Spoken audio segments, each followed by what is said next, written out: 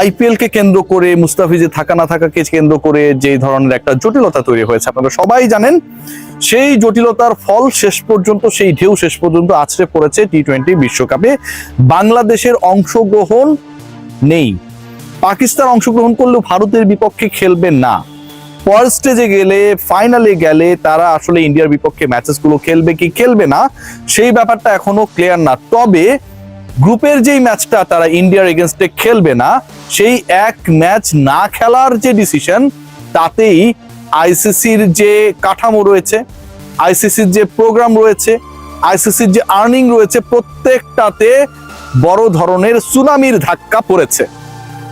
এই আলোচনা করব এবং একই সাথে আপনারা সবাই জানেন যে রাত পোহালেই আগামীকাল থেকে অদম্য ক্রিকেট টুর্নামেন্ট হচ্ছে, যেখানটা 3টা দল অংশগ্রহণ করবে এবং টি-20 ফরম্যাটে ক্রিকেটাররা খেলবে। সেই টুর্নামেন্টেও এমন কিছু ঘটনা আপনাদের সামনে নিয়ে আসবো যেগুলো আসলে না ঘটলেও পারতো। বাংলাদেশ ক্রিকেট বোর্ডের নির্বাচকরা সিলেকশনের ওই হট সিটে যারা বসে রয়েছেন, তারা চাইলে ব্যাপারটাকে আরো ভালোভাবে হ্যান্ডেল করতে পারতেন। একটু জানিয়ে রাখি আপনাদেরকে, গরমের দিন আসছে এবং এটার জন্য কুল এন্টি পার্সপিরেন্ট ডিওডোরেন্ট স্টিক আপনার ঘামকে কন্ট্রোল করবে 24 আওয়ার্স। আন্ডার আর্ম শুকনো রাখবে এবং একই সাথে আপনার কাপড় যেন ঠিকঠাক থাকে, ঘামের দাগ না বসে, সেটাও এনশিওর করবে। যা হোক, আইসিসির যে ইস্যুটা আপনাদের সাথে আমি আলোচনা করতে চাই, সেই আলোচনায় এনডিটিভির একটা রিপোর্ট আপনাদের সামনে শুরুতেই আনবো এবং সেই রিপোর্টে বলা হচ্ছে, আমার সামনে যে রিপোর্টটা রয়েছে, যে ইন্ডিয়া পাকিস্তানের যে ম্যাচ, শিডিউলড ম্যাচ, যেটা শ্রীলঙ্কার কলম্বোতে অনুষ্ঠিত হওয়ার কথা ছিল, যেই ম্যাচটা হবে না কিন্তু ভারতকে ফ্লাই করে কলম্বোতে যাওয়া লাগবে। একটা অদ্ভুত ঘটনা কিন্তু, মানে তারা জানে তাদের প্রতিপক্ষ তাদের সাথে খেলবে না, কিন্তু পয়েন্ট পেতে গেলে তাদেরকে ভারত থেকে শ্রীলঙ্কায় যাওয়া লাগবে, মাঠে যাওয়া লাগবে, গিয়ে আনুষ্ঠানিকতা সারা লাগবে, শুধুমাত্র ওই যে ভিক্ষার পয়েন্ট পাকিস্তান যেটা ইন্ডিয়াকে দেবে সেই পয়েন্টটা এনশিওর করার জন্য। এবং সেটা অর্জন করার জন্য, ওই পয়েন্ট অর্জন করার জন্য ভারত ছেড়ে শ্রীলঙ্কায় গেলেও, কলম্বোয় গেলেও, এন্ড অফ দ্য ডে ভারতের এই অংশগ্রহণ, ভারতের এই প্রেজেন্সের কারণে আইসিসির আসলে কোনো লাভ হচ্ছে না। এনডিটিভি জানাচ্ছে ওই একটা ম্যাচকে ঘিরে টোটাল যে মার্কেট আইসিসির, ব্রডকাস্টারদের থেকে শুরু করে প্রত্যেকটা জায়গায়, সেটার ভ্যালু হচ্ছে 50 crore ইউএসডি, 50 কোটি মার্কিন ডলার, হিউজ। বাংলা টাকায় যদি আমরা কনভার্ট করি, সেটা দাঁড়ায় বাংলাদেশি মুদ্রায় 6120 কোটি টাকা। 6120 কোটি টাকা শুধু একটা ম্যাচ যদি পাকিস্তান ভারতের বিপক্ষে না খেলে, যে ব্যাপারে তাদের সরকার অলরেডি তাদের ডিসিশন মেক করেছে, পিসিবি সেটা জানিয়ে দিয়েছে, পুরো দেশের সমর্থন পাকিস্তানের পক্ষে রয়েছে এবং they are stick on their decision that they are not going to play against India on 15th of this month. বিশ্বকাপের সবচেয়ে বিগ ম্যাচ, সেমিফাইনাল, ফাইনাল, সেগুলো তো ডিফারেন্ট স্টেজ, বাট গ্রুপ পর্বের সবচেয়ে বিগ ম্যাচ, এক্সপেক্টেড ম্যাচ, যেই ম্যাচটা খেলানোর জন্য এবং খেলার জন্য ভারত পাকিস্তানের দেখতে পারে না ঠিকই, কিন্তু একই গ্রুপে রাখার চেষ্টা করে। আইসিসি লভ্যাংশের ওই খোঁজ করার জন্য পাকিস্তান ভারতকে এক গ্রুপে রাখার চেষ্টা করে, সেই ম্যাচ না হওয়ার কারণে 6000 প্লাস বাংলাদেশি টাকায়, 6000 কোটি প্লাস বাংলাদেশি টাকা শুধুমাত্র আইসিসি লস হবে।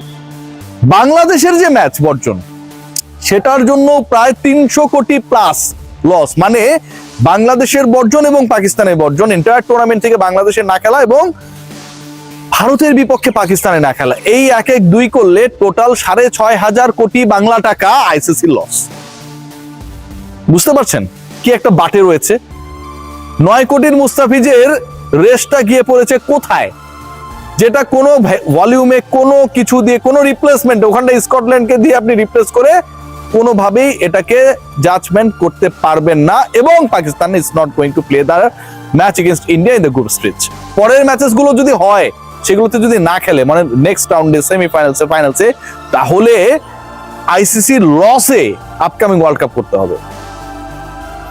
এবার একটু আসি অদম্য টুর্নামেন্ট। এই টুর্নামেন্টটাকে নিয়ে আমার যে আলোচনা, সেই আলোচনাটা যথেষ্ট, আমার কাছে মনে হয়েছে যে এটা অন্যরকম হতে পারতো। প্রথম পয়েন্ট যেটা, দেখুন টিমগুলো বানানো হয়েছে 13 সদস্যের। এই টুর্নামেন্টে যারা খেলবে, যেই ক্রিকেটারদেরকে খেলানো হবে, সেই ক্রিকেটারদেরকে তো আপনি খেলায় রাখতে চান, বাংলাদেশের ক্রিকেটারদেরকে সুযোগ করে দিতে চান। বিপিএল এ অনেক ক্ষেত্রে অনেকেই সুযোগ পায় না, রাইট? এখন ওই 13 সদস্যের দল করতে গিয়ে, 14-15 সদস্যের দল করলে তো ওদেরকেও টাকা দেওয়া লাগবে। 3টা দল যদি আপনি 15 মেম্বার স্কোয়াড করেন, তাহলে আপনার টোটাল নাম্বার অফ প্লেয়ার বাড়াতে হবে 6 জন।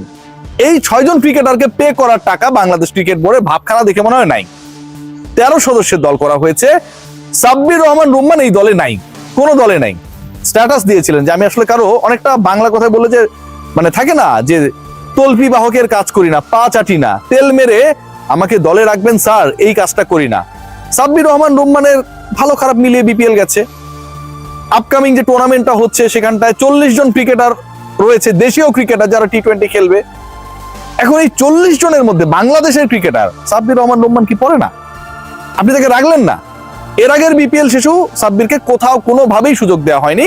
কাজী আশরাফ হোসেন লিপুর এই নির্বাচক প্যানেল সাব্বির রহমান রুম্মানকে পছন্দ করে না এবং এখানটাও তাকে রাখেনি। মানলাম সাব্বির চলে না, সাব্বিরের মধ্যে সম্ভাবনা নাই, ন্যাশনাল টিমে আর সুযোগ দেওয়া হবে না। হাসান মুরাদ, আপনারা সবাই জানেন যে বিপিএল এর ফাইনালের নায়ক, 3 উইকেট পেয়েছিলেন, কিন্তু অসাধারণ বল করেছিলেন। হাসান মুরাদ প্র্যাকটিস করেন, কিন্তু ওই 39 জনের যে ক্রিকেটারের লিস্ট, 3টা দলে 13 প্লাস করলে যে 39টা হয়, হাসান মুরাদ সেখানটার মধ্যে নেই।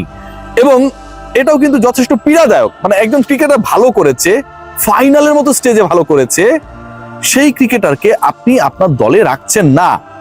ফাইনালে 3 উইকেট পাওয়া ক্রিকেটার, বাংলাদেশের যে 39 জন ক্রিকেটার মাঠে নামবে খেলার জন্য, সেই 39 জনের মধ্যে পড়ে না। এটা আপনি যাই বলেন না কেন ভাই, অযৌক্তিক। খেয়াল করে দেখবেন, বিগ ব্যাশ কাপিয়ে এসেছে রিশাদ হোসেন, লেগ স্পিন করেছে, লাহোর সম্ভবত রিশাদকে রিলিজ করে দিয়েছে, এরকম একটা নিউজে আমাদের মন খারাপ। তাতে কোনো কিছু আসে যায় না। বিগ ব্যাশের রিশাদের যে অর্জন, রিশাদের বাংলাদেশের হয়ে যে খেলা, গত বছর অসাধারণ খেলেছেন, সবকিছু মিলে আমরা অনেক গর্বিত। কিন্তু এই রিশাদ যখন লেগ স্পিন করবে আপকামিং টুর্নামেন্টে, আমার আর কোনো লেগ স্পিনারকে কি আমি সুযোগ দিতে পারতাম না? 39 জন ক্রিকেটার, আবারও I have to mention all the numbers, 39 জন ক্রিকেটার, কিন্তু সেই 39 জন ক্রিকেটারের মধ্যে একমাত্র রিশাদ ছাড়া আমরা কোন লেগ স্পিনারকে দেখলাম না। মার খাক, খারাপ বল করুক, উইকেটে ভালোভাবে পিচ করতে না পারুক, এক্সপেন্সিভ হোক, এটা তো বিসিবি টুর্নামেন্ট। ওয়াসি সিদ্দিকীদের এখানটায় যদি সুযোগ দেওয়া হতো তাহলে কি খুব বেশি লস হয়ে যেত? সেই জিনিসটা করা হয় নাই। এবং কেন করা হয় নাই, আই হ্যাভ নো আইডিয়া। খেয়াল করে দেখবেন, আমরা যদি খেয়াল করে দেখি, মাহফুজুর রহমান রাব্বি, তিনি কিন্তু অসাধারণ বল করেছিলেন এনসিএল টি-20-তে। মাহফুজুর রহমান রাব্বি এই ক্রিকেটার যিনি আরেকটা ঘরোয়া টি-20 টুর্নামেন্ট, যেটা বিপিএল এর বাইরে, যেটা হতে যাচ্ছে সেটা বিপিএল এর বাইরে, এবং যেটা হয়েছিল সেটাও বিপিএল এর বাইরে, রাব্বিকেও ওই 13 সদস্যের দলে যে প্রাথমিক স্কোয়াডটা আমরা পেয়েছি সেখানটা কোথাও রাখা হয় নাই। সো ওভারঅল যদি আমি বলি যে বাংলাদেশের যেই ক্রিকেটারদেরকে নিয়ে আপনি স্বপ্ন দেখবেন, সম্ভাবনা দেখবেন, সাব্বিরের কথা আমি বাদ দিয়ে দিলাম। ধরেন সাব্বির চলে না, অনেকের মধ্যে সাব্বির চলে না, আমার মধ্যে চলে, আপনাদের মধ্যে চলে না, আমি মেনে নিলাম। কিন্তু ওয়াসি সিদ্দিকীর কথা বলতে পারি, হাসান মুরাদের কথা বলতে পারি, রাব্বিদের কথা বলতে পারি, এরা কি ওই 39 জনের মধ্যে আসার মতো না? 39 জনের মধ্যে তাদেরকে রাখলে কি হতো? আচ্ছা 39 বাদ দেন, আপনি আরো 6 জন ক্রিকেটার অ্যাড করেন, 15 সদস্যের দল করেন, 45 জন ক্রিকেটারের 3টা দল করেন, সেখানটায় যদি তাদেরকে অ্যাড করা হতো, কি এমন ক্ষতি হতো আমরা জানি না। আমরা বিশ্বকাপ খেলতে যাচ্ছি না, আমরা বিশ্ব